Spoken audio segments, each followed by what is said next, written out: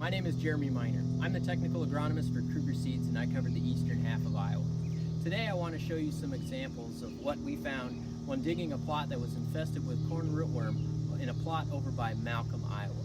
Now today when we were out, we actually went into a couple of different products within the Kruger lineup and two other ones that were within our competitors lineup.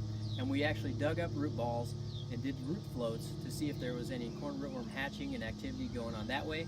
We also washed off the roots to see what we could see for rootworm damage. Now when we look at the Kruger products themselves, we have two products here. We have a Kruger 9608 and a Kruger 9811. You can see we have some really solid root masses here. These particular products have two modes of action for below ground protection against corn rootworm and have been holding up quite well throughout this particular field. The field that I'm talking about is a plot that's been in corn on corn rotation for 4 years, going into its fifth next year. But you can see, even with a severe infestation of corn rootworm, after floating these roots, we have a nice solid root mass on each one of these products and no problems at all with root lodging. When we looked at our competitors' products though, we started running into problems. This is what we started to see. With the Agronomy GT 3000 GT trait, you can see here pretty significant root feeding by corn rootworm.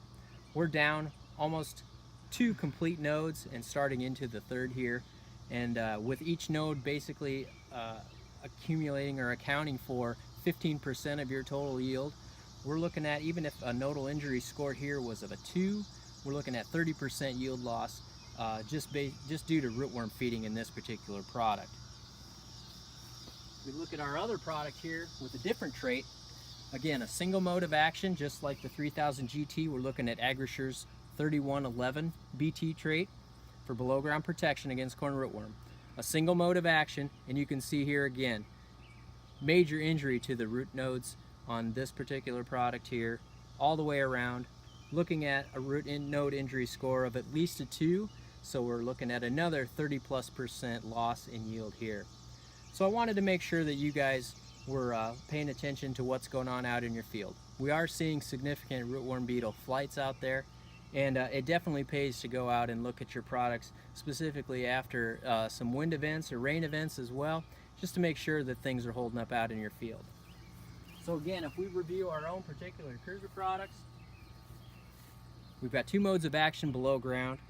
We've got a really stable plant here with a lot of roots ready to hold things together and get you through till fall. So as you consider products going into the 2018 cropping season, be sure to review your rotation schedule and see where you're at.